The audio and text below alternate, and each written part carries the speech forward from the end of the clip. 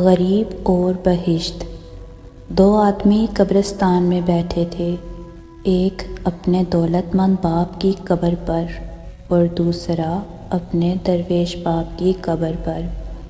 امیر زادے نے درویش لڑکے کو طعنہ دیا کہ میرے باپ کی قبر کا صندوق پتھر کا ہے، اس کا کتبہ رنگین اور فرش سنگ مرمر کا ہے اور فیروزے کی اینٹ اس میں جڑی ہوئی ہے۔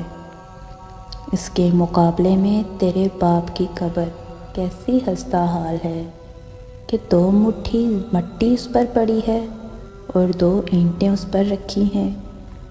درویش زادے نے جواب دیا، یہ درست ہے، لیکن یہ بھی تو سوچو کہ قیامت کے دن جب مردے قبروں سے اٹھائے جائیں گے، اس سے پہلے کہ تیرا باپ بھاری پتھروں کے نیچے جنبش کرے، میرا باپ بہشت میں پہنچا ہوگا۔